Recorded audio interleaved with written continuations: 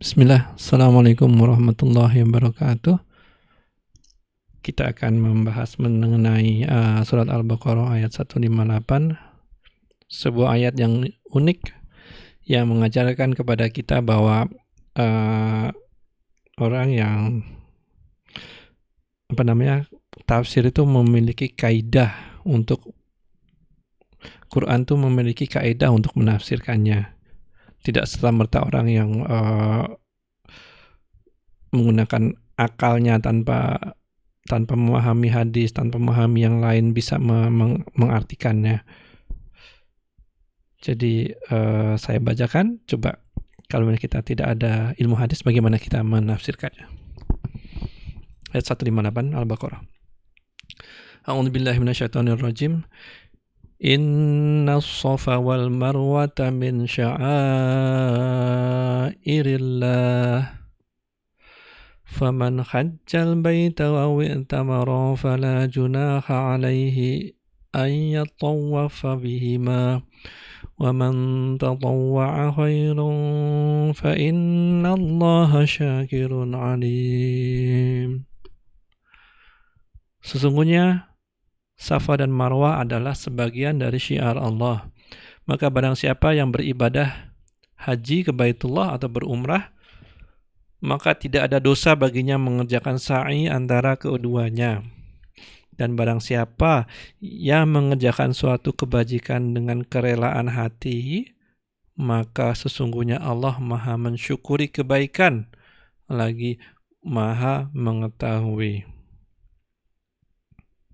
Coba, gimana kita menafsirkan? Tahu-tahu disampaikan bahwa sesungguhnya Safa dan Marwah adalah sebagian dari syiar Allah. Maka barang siapa beribadah haji ke Baitullah atau berumrah, maka tidak ada dosa baginya mengerjakan sa'i antara keduanya. Kenapa sa'i itu jadi berdosa? Bingung kan? Gimana coba? Nah, itulah metode kita. Tafsir itu hanya bisa diterangkan oleh sahabat. Nah, ada sebuah hadis yang menafsirkan ayat ini, datang dari Aisyah dalam riwayat Imam Ahmad.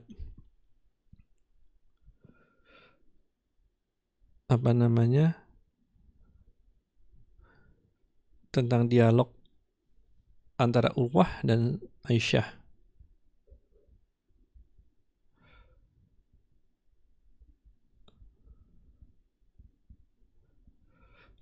Jadi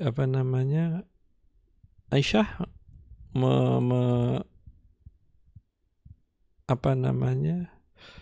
menyalahkan penakwilan yang dibuat oleh Urwah. Jadi Aisyah menerangkan bahwa ayat ini diturunkan berkenaan dengan orang-orang Ansor di masa lalu. Ingat, ada Muhajirin, ada Ansor. Ansor ini adalah orang penduduk asli Madinah. Di masa lalu sebelum mereka masuk Islam, mereka selalu berihlal untuk berhala manat. Sesembahan mereka yang ada di Musyallal, tempat yang terletak di antara Safa dan Marwah. Jadi orang-orang Ansor ini yang dulunya pernah melakukan ihlal untuk berhala yang namanya manat ini, ngerasa ini peninggalan zaman jahiliyah nih. Jadi mereka ngerasa dosa kalau melakukan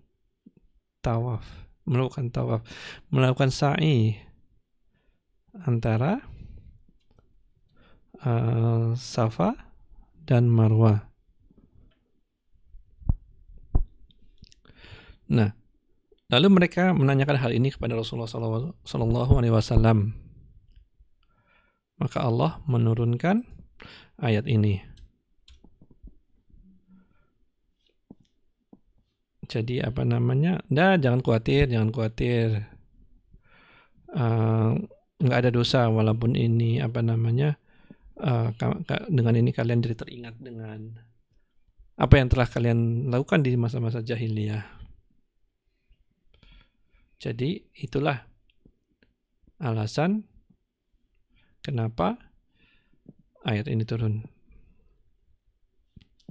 Kemudian firman Allah, dan barang siapa yang mengerjakan suatu kebajikan dengan lebih baik. Jadi apa yang dimaksud dengan lebih baik itu seperti umpamanya sa'i, mereka melakukan sa'i dilebihkan putarannya, atau ibadah lain tuh apa namanya,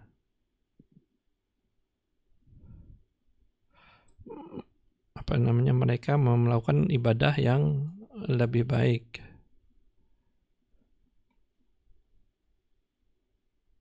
Maka Allah